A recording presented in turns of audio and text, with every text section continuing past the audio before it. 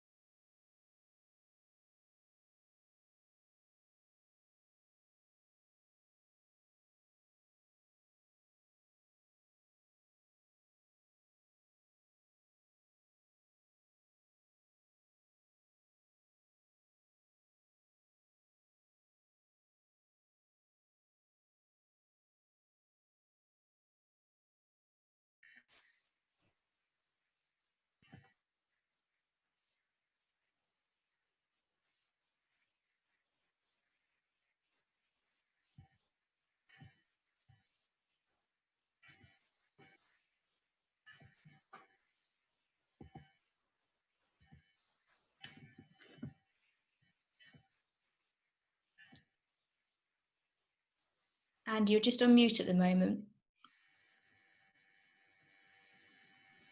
Sorry about that, everyone. Technical issue, forgot to unmute myself. Oh well. Always good to get these things out of the way early on, I suppose. Welcome to this, the 6th of 7 NAHT webinars we've had this term, offering you various different online CPDs. Today, I'm very pleased to welcome back Paul Crittenden, who will be presenting his work on NAHT Wellness and Protect, looking particularly at organisational wellbeing, and as you can see on the screen, their wellbeing trends, and how that affects you as school leaders, which is important. We had Paul here back on the 25th of June, and what we're doing today will build on that. So if you were there a couple of weeks ago, hopefully there's more to learn. If you weren't, you've got it all to learn afresh, and that will be exciting. Paul is a wellbeing consultant working for NAHT Wellness and Protect, He specialises in helping people do well and stay well in high pressure environments. He works with trust CEOs, school heads and senior leadership teams, developing high performance mindsets, personal resilience and a culture of wellbeing in schools. We're facing, I think it's fair to say at the moment, unprecedented challenges to wellbeing in the context of squeezed resources in schools at the moment. But wellbeing is something where the solution is not out there for us to grab hold of, but within us all. It's a state of being rather than something we do.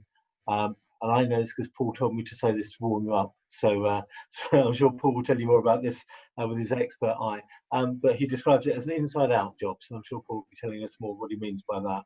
I think it's important that leaders who can't connect with people where they are rather than where I need them to be will struggle to get the best from them.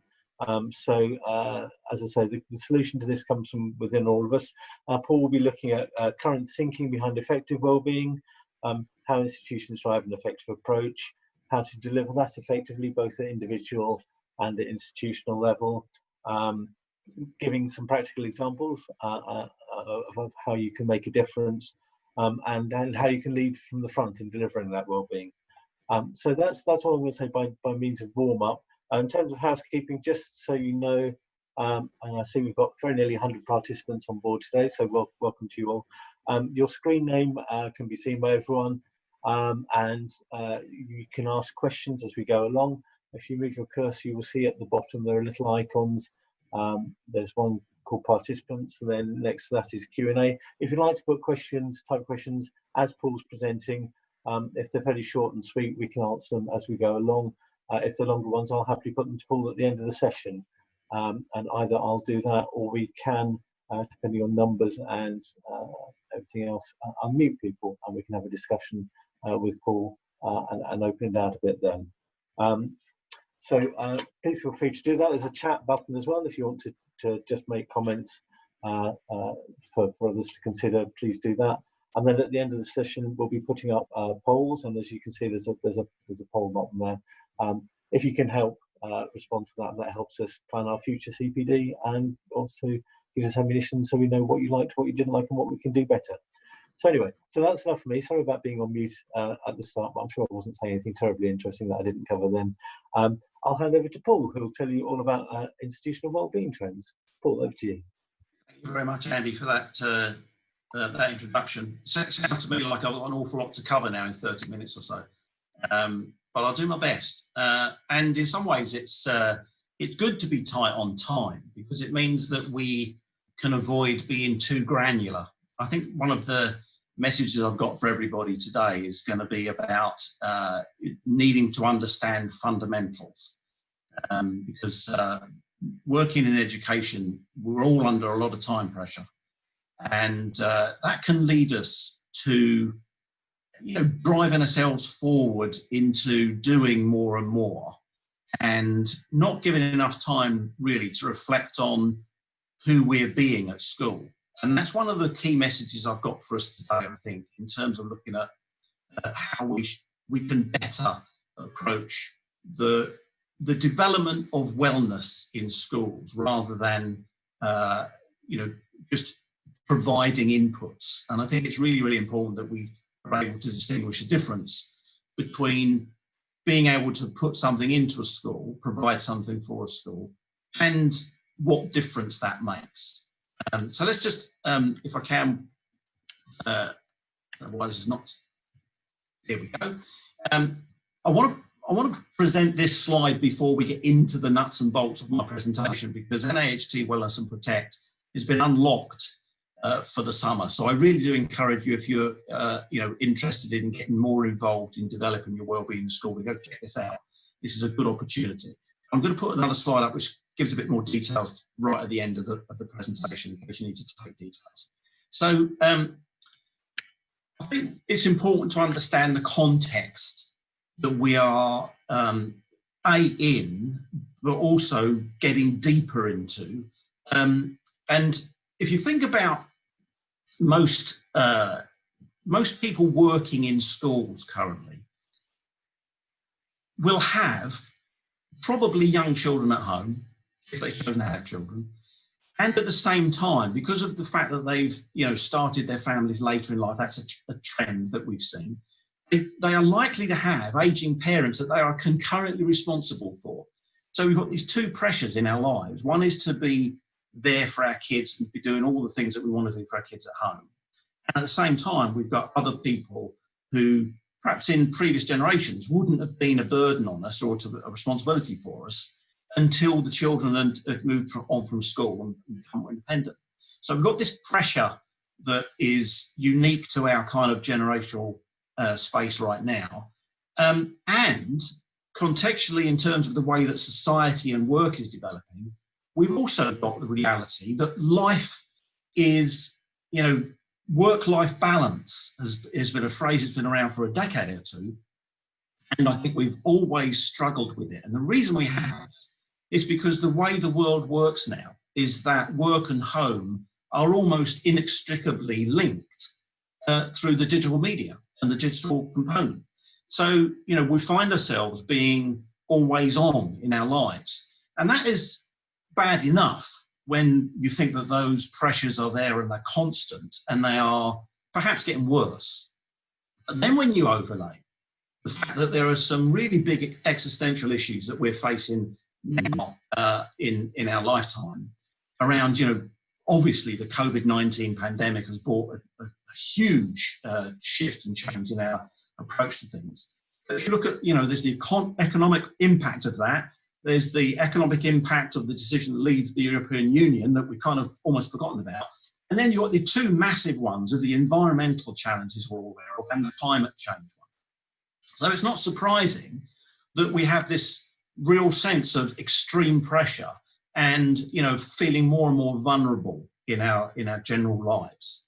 And if you think of that background, and then put on the pressure of, increased expectations in the school environment, increased expectations in terms of children's development and learning, and pressure on resources too, it starts to become, a melting pot for stress and strain, and the importance of us being able to be, at our best to deal with those life challenges and those challenges at work are really huge. We need to make sure that we are positioning our own well-being in a position where it can enable us.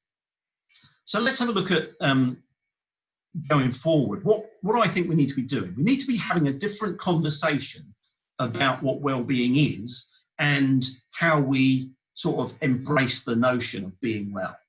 And I think that means that we need to reposition well-being. We need to be seeing it as not something that is, kind of an ought to do or would be nice to do, or we really should be getting on with it and we need to provide something. It needs to be something that is seen as the foundation of the success in school.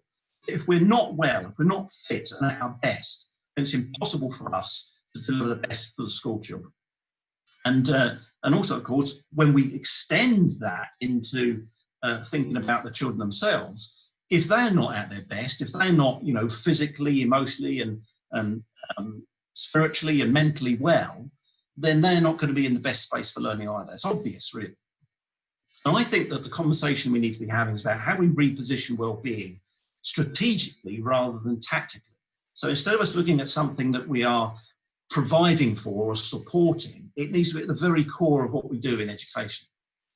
And if you go back a decade or so, it was very common for us to look at the way that we would deliver information and knowledge and insight into keeping ourselves well. It would be very static, and it would be very much to do with, this is what we're doing as an organisation.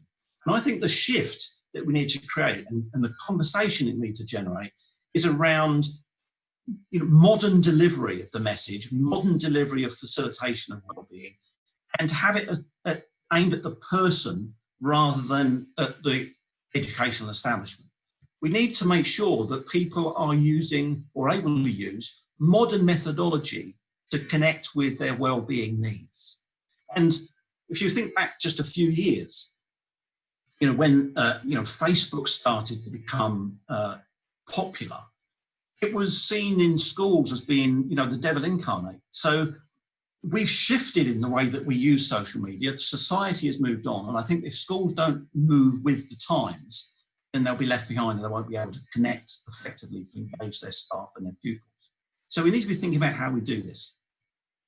And we also need to be thinking about it, rather than it being well-being as a thing, we need to be concentrating on how we get people to engage with the notion of being well.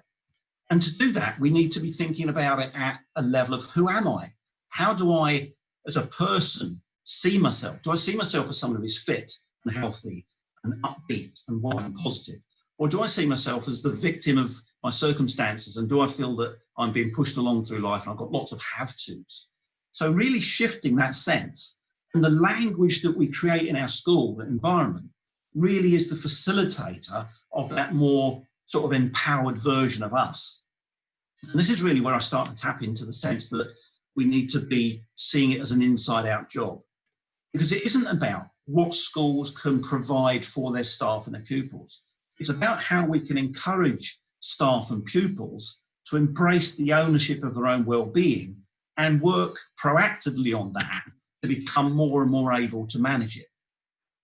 If we're going to take that approach, then we need to take some fairly sort of bold shifts in our thinking and have conversations about how we have traditionally approached well-being and how we perhaps want to do it in the future.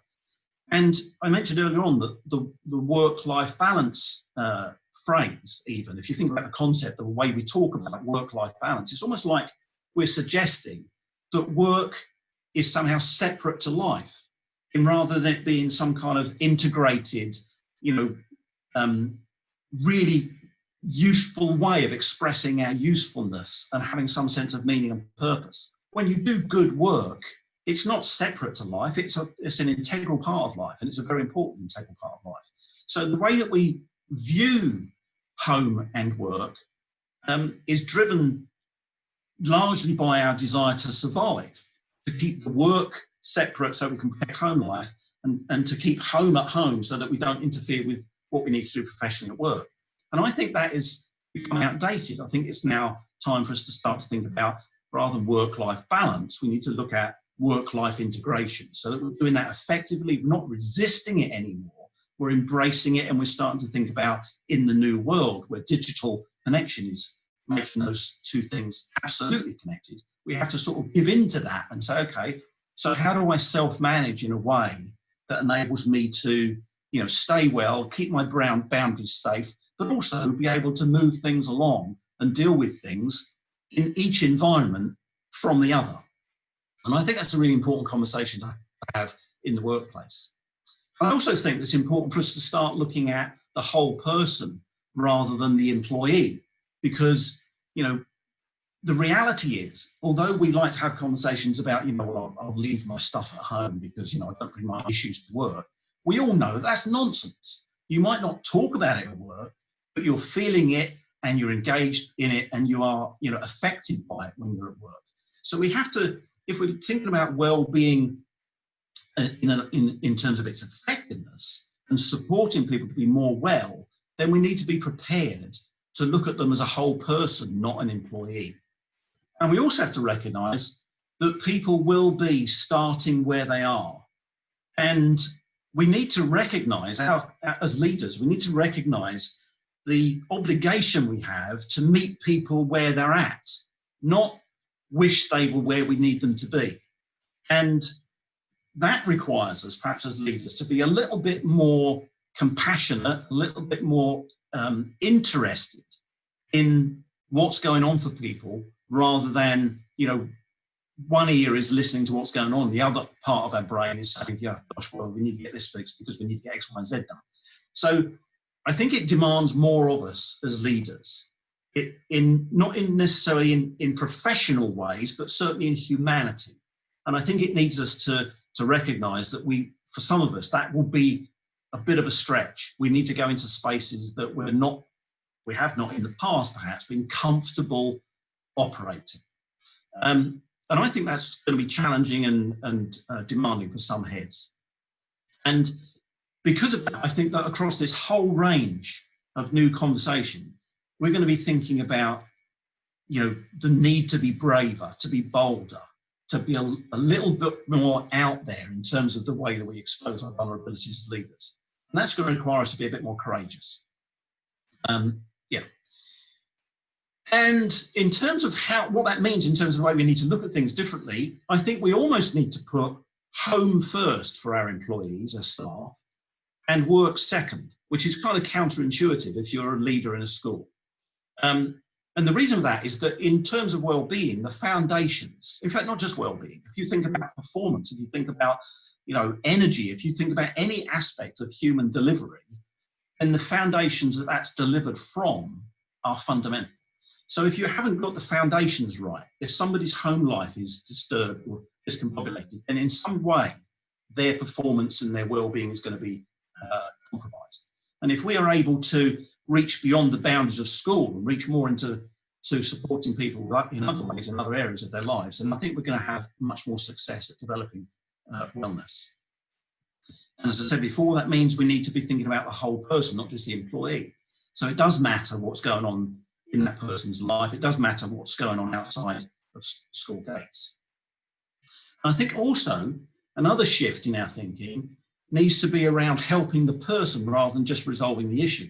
If something is happening at school and it's presenting as a challenge for the school, then our professional kind of response is often to try to get that fixed. Whereas if we look at what's causing the issue and go underneath and help with a solution there, then we get not just a lasting solution, but we also potentially get growth in the individual, which means that the problem often doesn't come back again. Now, bringing this in from the sort of commercial environment where I've worked also, one of the phrases that we hear around boardroom tables when we're going to go and consult into commercial enterprises is that, when something is being talked about, they'll say, well, that's not our core business, so we're not going to do that. We'll get a supplier in or provider or partner in to do that, because they recognise that the delivery of this extra thing isn't what they're expert at. And in schools, I think that it's true that we're good at helping people and supporting people, but we're not experts at it. And I think it means that we would be it would be a good decision if we were to look at the increasing range of specialist providers in the marketplace who are expert in helping to develop wellbeing and wellness in schools, and to tap into that and form partnerships. And I really do mean partnerships, because a supplier is someone who sells you something. A partner is someone who has your interests in the outcome at heart too. And I think that's really, really important, because it means that they're going to contribute more, they're going to be more flexible, they're going to be more active, and really finding people that you can partner with in your quest for developing wellbeing in school is really critical.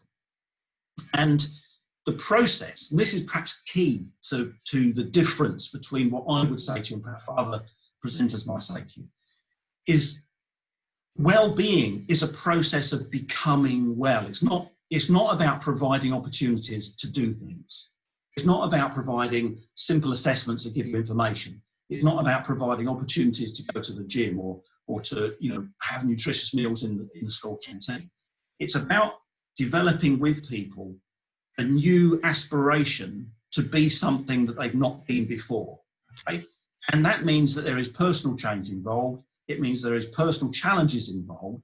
And it means that it is about becoming somebody slightly different or improved, rather than, I'm going to uptake this, I'm going to do this thing today. And I think that's a really important thing. And that's why I said, asked Andy to sort of use that phrase at the beginning. It's about an inside-out job. It is about you becoming, or the person becoming more the owner of the need to be a high-performing individual, and recognising that to do that, they need to be well, and they need to be driving off the front foot, not the back foot. And what that means for us is that we need to shift our focus, I think. Well, I say shift, we broaden our focus, probably is a better way of putting it, because we already have a fairly widespread provision of healthcare services of some sorts, healthcare support and wellbeing support in schools. If I went into many schools now, I would find things going on, such as the things I've got here on this slide, good healthcare support, some support services, counselling. Things you wouldn't see so much of are things like financial wellbeing training. So helping staff to see where their finances are in a mess and how they can smooth that out. Because financial pressure is one of the big challenges of the modern age. And it will be foolish of us to think that we can, pick and choose which bits of wellness we're comfortable with addressing. So I really think it's important for us to look at, having a broad platform of provision into schools, providing the support in the areas that are important. And this is not comprehensive, this list. This is, you can add to this.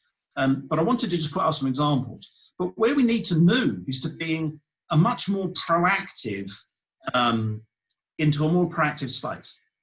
So, and helping that individual to own and embrace their own well-being. And of course, if well-being is an inside-out job, then we need to be prepared to take the journey into what it is like in that person's personal world. And that means, helping people to access support and help, and act in the school environment too, as a routine, as a matter of sort of cultural norms, to encourage actively to build the confidence and self-esteem of people who work in our teams, and to build personal resilience. There's a great book called The Road Less Travelled by M. Scott Peck. And the opening line in that book, the opening 3 words actually in the first chapter, are life is difficult. Now, that's a huge truism, right? Life is difficult. And he spends the rest of the chapter talking about how most people wish it wasn't. And therefore, what stems from that very simple sort of mindset of, I wish this wasn't happening to me, is victimhood. And it disempowers you in terms of dealing with the pressures and the difficulties of life. And I think that my message is that if we're looking at well-being and how we can get better at it and how we can build a sense of wellness in school, we have to start where most people struggle. And I think most people struggle not down the road at the what do I do? They struggle at the outset in looking at this and positioning this in their own world, in their own life, in a way which is useful and helpful to them. And so if we can help people to grow that personal resilience, to deal with life pressures and challenges better, have a better internal dialogue with themselves, to recognise and be self-aware when they're positioning their circumstances in a way that makes them the victim of it. I have a great phrase that says that, life happens for you, not to you.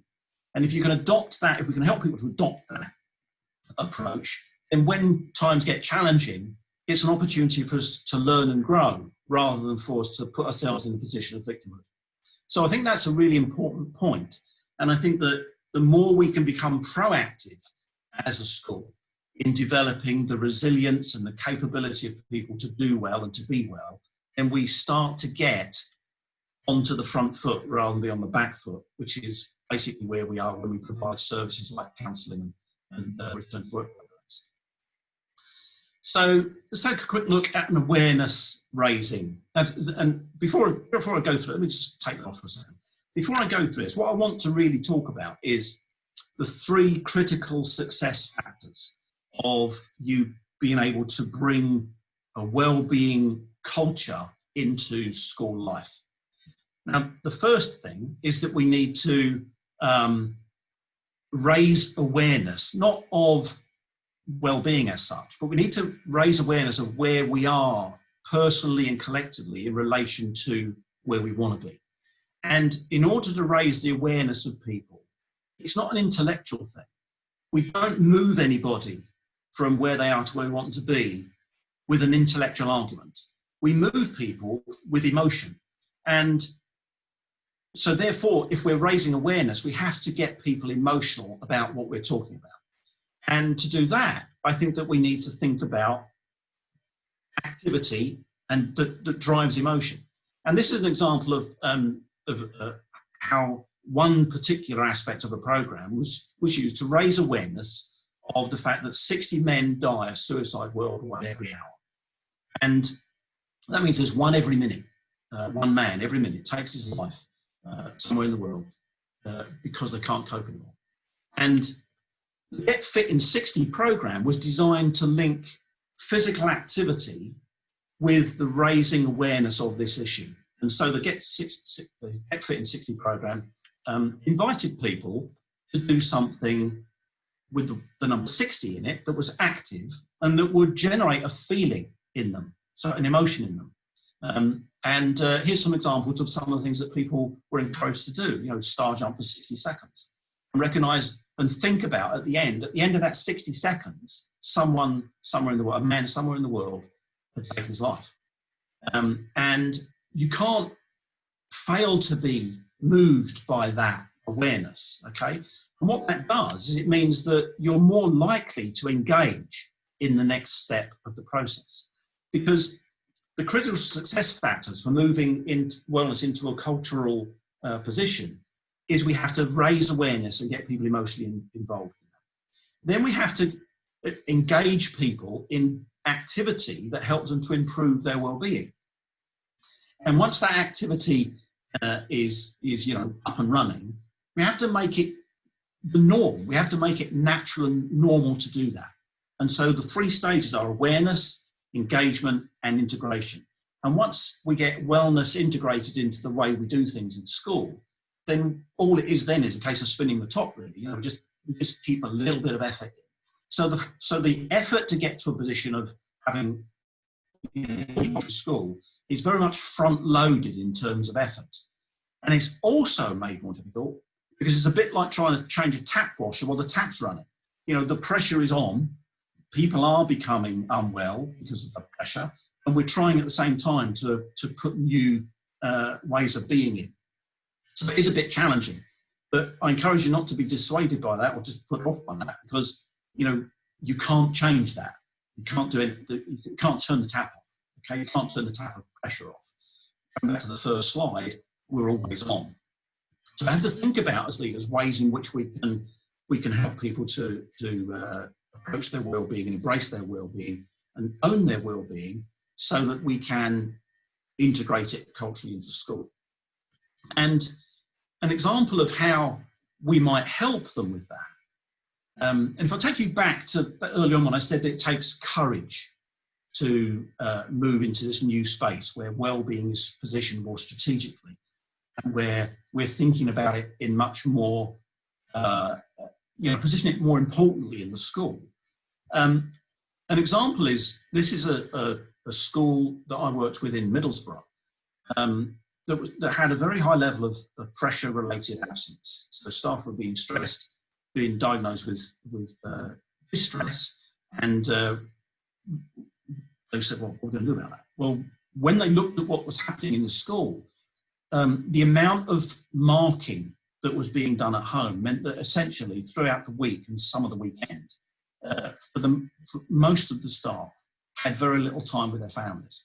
And so they made a decision, a very bold decision, that in order to change that, they would eliminate marking at home. Now that's a pretty bold decision. That's a pretty big decision to make. And I'm sure it's not unique. I'm sure there are other schools that have done the same. But what they did was this. They decided that they would shift to peer marking of 90% of work in class on the day after the homework had been set or the work had been set. And they would encourage peer coaching between pupils in the classroom for any revisions. And that discussion about revisions would be led by the teacher. And then the teachers, obviously there are situations and some circumstances where there is a need for teacher intervention, but that was then minimised and kept to, the 10% that couldn't be done by pupils. And in order to make sure that that worked, rather than working it out, how to do it in great detail, they were bold enough to launch it and then have a focus group of teachers who would measure the success of it and moderate it and change it as it went along, so they could fine tune it. Because it's really easy to put off making bold decisions because we don't know how. And I think that's one of the reasons that wellbeing in schools has struggled in some places to to be integrated. And all of that, I'm pretty much coming to, I think we're pretty much close to my time. I'm hoping that that's thrown up some big questions. And I think two of them from me to you would be, as a result of what I've said today, what do you think that you might choose to do differently? And why might that take courage? And I'll add to that almost a third question. That if you make a decision to do something different and you feel it doesn't take courage, then the question I might have for you is that a big enough step then? Because, you know, there's an old phrase, isn't there? If you keep on doing what you've always done, you're going to get the same results.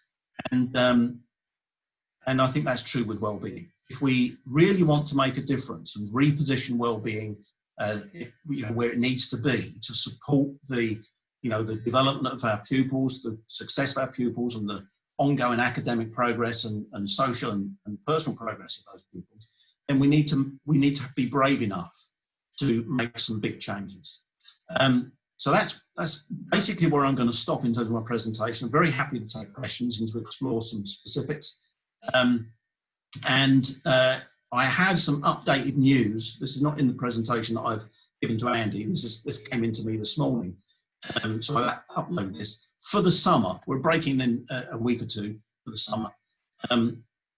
You can now download a gym app from, I think it's from I think it's on Android and on my phones. But better than that, you can also engage your own personal trainer for the summer if you want to get some your fitness levels up. This is great input. I encourage you to visualize what you want the output to be or the outcome to be. We're also able to add into the offering some mindfulness on a one-to-one basis or in groups if you prefer that. Ongoing physiotherapy support through the summer, and a great new launch, myedupod.com, is a full free mental health wellbeing assessment for your school. Head over to that address if you want to check that out. It's free at the moment. I'm not sure if it's going to be charged in the future, but I had a quick look before I came on this morning. It's last minute, as I said. And it looks like it might be free, on an ongoing basis. So check that out. I did say to you that I was going to put up some details of the Wellness and Protect. So there it is. That's my closing slide. Back to you, Andy, for any questions that have come up as we've gone through. Thank you, Paul. Thank you very much. Now, remember to unmute myself this time, so that'll be better for everyone. I should have said at the start, we'll be putting these slides on. I mentioned it in the chat, but just to say it out loud, we'll be putting these slides around to everyone. So all of the email addresses and contact numbers, which you've got up your screen there, and in the previous slides you'll get. So please feel free to use them and take advantage of them. Download the app. Get a free personal instructor, which sounds a fantastic offer, Paul. So really pleased to hear about that. And happy to take questions from people. I'm looking on my screen. I haven't got any at the moment, so I'll abuse my position as chair and have a little chat to Paul while I'm waiting to see if people do want to ask stuff. I'm sure there's lots you want to there, because we've stirred up quite a few things there. I think I've struck, Paul. I've seen a version of this presentation before, but I was struck this time about your comment about being always on, because certainly I'm feeling that at the moment. I'm sure other people are as well. That you can access your office through your mobile phone. You're never really quite at home. With us all working from home, you don't have that little walk to work and back that sort of breaks up your routine. And kind of without knowing, you're building all that stress up on yourself. Is there a sort of top tip you'd have for how people can sort of detox themselves a bit from that? Well, I think there's two aspects of my answer to that. The first one is about recovery. How do you detox from that? How do you get out of that sort of sense of the switch has been turned on for all week, and then now it's the weekend and it's still on. I think there are some obvious things like get out and have a walk in nature, pick up a book and read a book, do something that takes you out of that space of feeling connected all the time. But I think if we're going to be proactive, if we're going to get to the point where we can create real change and manage this new environment, then we need to recognise that it isn't about time management, it's about management of ourselves. It's about being prepared to make the decisions. I'm going to turn my phone off, that I'm not going to engage in work emails between this time and this time. And to be confident enough to have the conversation with whoever you need to have that conversation with, that's what you're going to do. So in other words, to be the ownership of your problem, be the owner of your problem, and also be brave enough and courageous enough to address the problem. And I think a lot of the difficulty with people becoming more and more unwell is that they don't do themselves well in the first place. So we really need to get better at, knowing what's good for us and what's right for us and standing up for that. Because if you don't stand up for something, you'll put up with anything. And I think that we're driving people.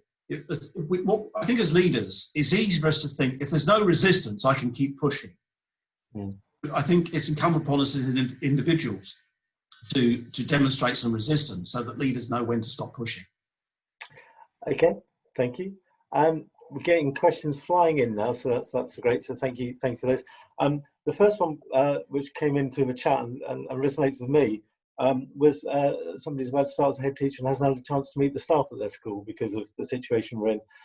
I know how that feels. I started at NHT. I was there for 2 weeks and I've been working at home ever since.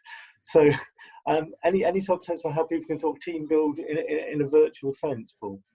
Yeah, I think that going back to basics, having conversations about who people are, rather than because you can do that over Zoom, you can do it over the internet connections that we've got. Talk about who you are. Be prepared to be first in terms of explaining something about yourself and what your challenges are, what worries you at night, what keeps you up at night, what your aspirations are. Open up a bit, because I think that what we've lost in the face-to-face connection, we need to make up for in being prepared to be a little bit deeper in the connection. So rather than being physically in each other's presence, we need to be more emotionally in other people's presence. And I think that gives us a chance to build teams and to build cohesive, understanding across the team, be more cohesive. I also think, though, it's a great time for using that process of doing a bit of work and then taking some time to reflect on it and then coming back again. So when you're building a new team and you're thinking about the iterative process of building the team's vision or its aspiration, the distant learning, distant connection lends itself fairly well to that process. So that's the sort of thing that you can do to bond as a team when you can't connect physically.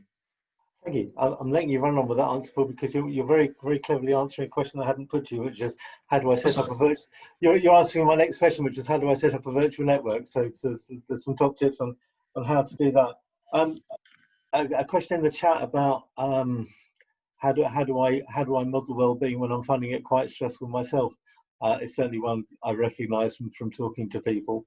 Let me just turn you up a bit, Andy, because I didn't catch that. Can you say that? Sorry, yeah. So the question coming in through the chat was how do I best model well-being to my staff when I'm finding it really difficult myself to be my normal resilient self? Okay. So the two things there. First of all, don't hide your vulnerability, okay?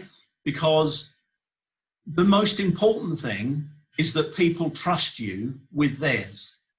And if you are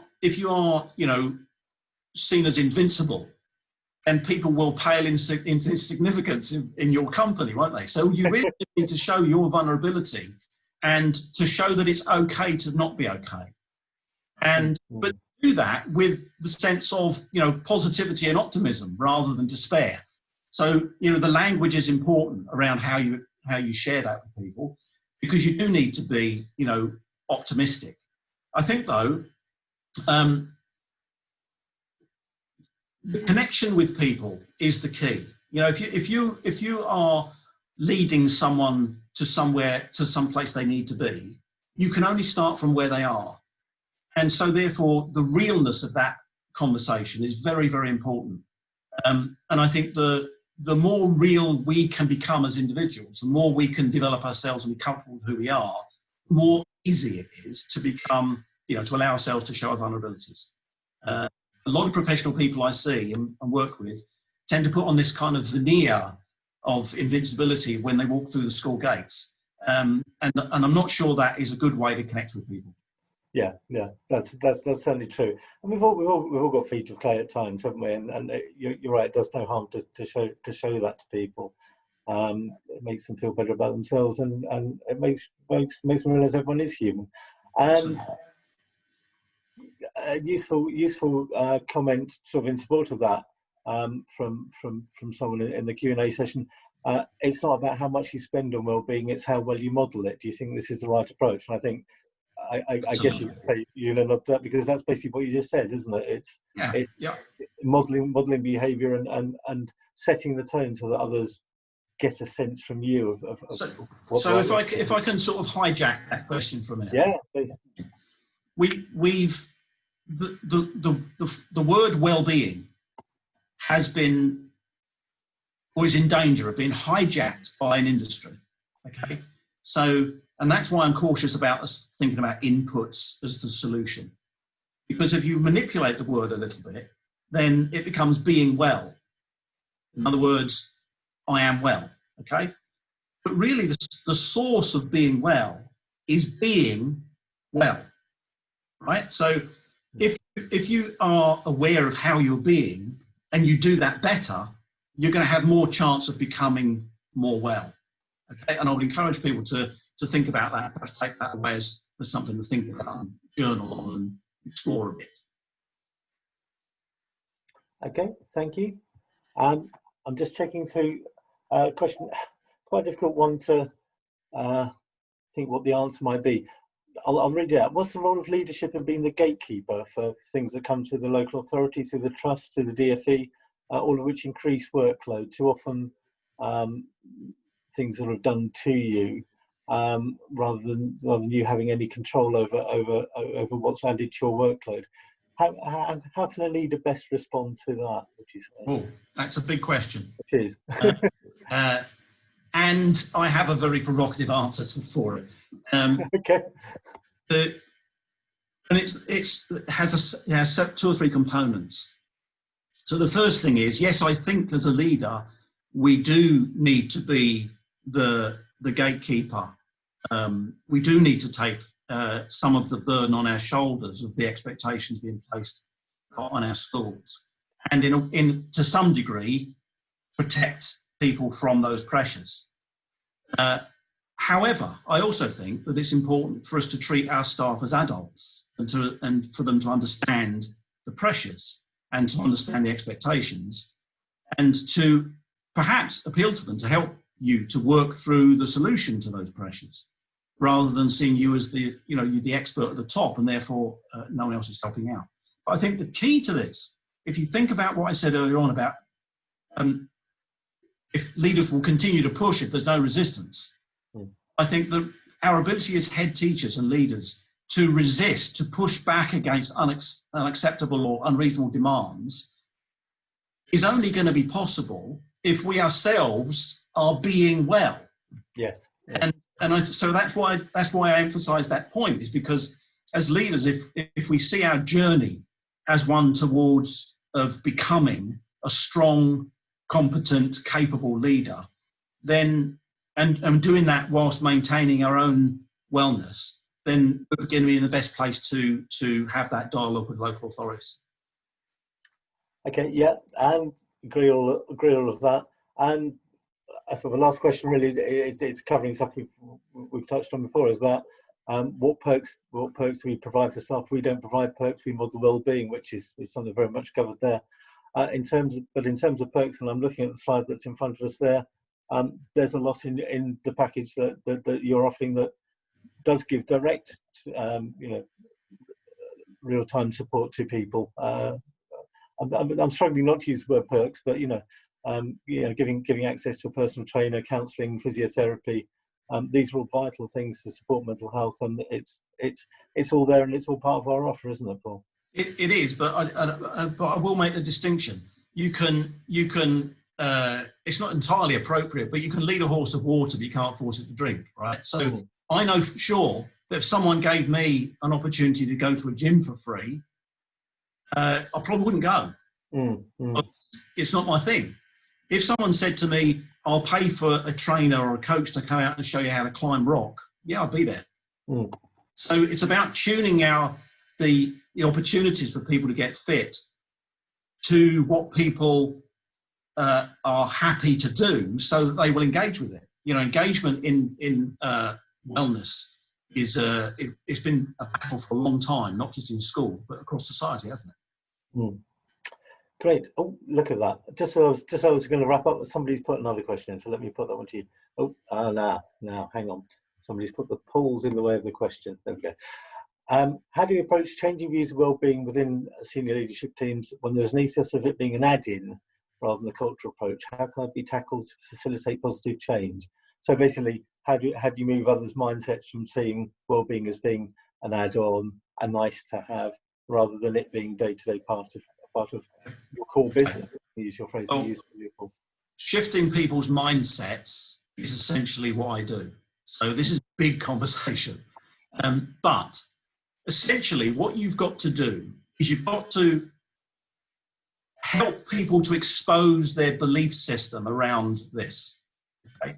And you've got to have, in the conversation, you have to be able to engage with people, not in a challenging, aggressively challenging way, but in a way which is curious and a way which is, trying to get the issues and the conversation started in a way that reveals what they believe and what their resistance to it is. And then you can open up a conversation around how they got to that point of view. Because often when people have been encouraged to explore how they developed their point of view, they start to spot their own flaws in it. And that gives you an opportunity to start opening up the dialogue by, illustrating those flaws and working with people like that. And it's quite a skilled thing to do, but it's not beyond the capability of most heads. So, just be prepared to meet people where they're at, which is one of the things I said earlier, and recognise and respect where they're at, and be curious about it rather than, antagonistic or challenging towards it. I like the answer. The answer lies within you. It's within the power of all heads, because that reflects what we were saying earlier. The answer to all of this is within ourselves, and we can reach it. I'll wrap up now. There's the last question about budgets. Budgets are tight. How do we support projects like this? And we get that. We all know budgets are tight, and that's sort of partly why. And the slide up there in front of us now sort of says, yes, we know that. We've unlocked wellbeing support, and it's available to you all until the end of next month. So it's a great chance to reach out and grab the support that's being offered there, and I really hope people can take advantage of that. Can I add a piece of that? I know time's tight, but it's absolutely free to have great conversations. It takes if you have a great conversation, it takes no more time than a good conversation, which takes no more time than an okay conversation. Okay? To be better at it. And it's free to develop that skill. You just need to be interested in getting better at having great conversations. And when you do that, you can you can develop wellness and wellbeing in school alongside the provision of these freebies and these, I think you call them perks, inputs, if you like. Yes. The inputs are important because there's professional expertise there, but the inside-out piece is free. Yeah. And you're right, is the things you're saying about doing something for 60 seconds. I haven't pushed a wheelbarrow for 60 kilometres, but I've done the couch. Me neither. So, doing the couch 5K, it's free. You just download a little plan, you stick to the plan, and you develop one. I found that worked for me. There are other things that will work for other people. So it's all out there. But the answer doesn't have to cost much, and it often comes from within ourselves.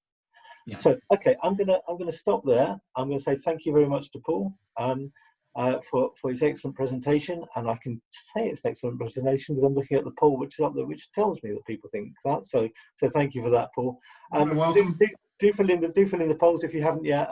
Please fill that in. It helps us. Feedback is the breakfast of champions, as they say, and it helps us know what to put on for you to help you in the future. I've just got a few things. Thank you to the people saying thank you. Just a few things to wrap up with. If you've got any questions for Paul, obviously his contact details are there. There's contact for how to find out more about the Wellness and Protect programme. there's an email in the slides, there's a number there, Google it, it's on the NHT website. If you've got any questions about our session in general, please get in touch with us at NAHT at events@naht.org.uk. If you'd like to suggest anything you'd like to learn more about, just have a chat, please feel free to get through to us that way. If you're an NAHT member, thank you. If you're not, do consider joining NAHT. There are offers on at the moment.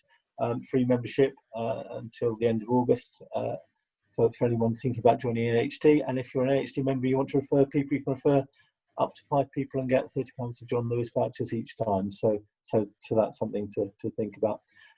If there's any tailored training we can offer to you, again, get in touch with us at events@naht.org.uk, and we can put together a package of training that can help support you. And that may or may not involve Paul Crittenden if we ask him nicely. Please get in touch. And then just a quick plug, if I may, for upcoming events.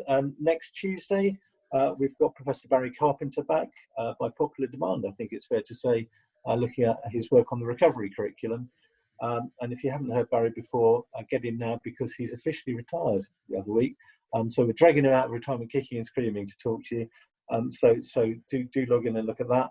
And then on the 21st of July, under the Pathway programme, there's a session called Team Games, which has got Andrew Hammond talking to Max Coates about team building. So I'm sure that one will be interesting to you if you enjoyed today's session. So that's all I've got to say. Thank you to you all for listening. Thank you for your questions. Thank you to Paul for the clarity and excellence of your presentation. And we hope to see you all next time at another one of these training sessions. So thank you very much, everyone. Bye all. Thanks, bye now.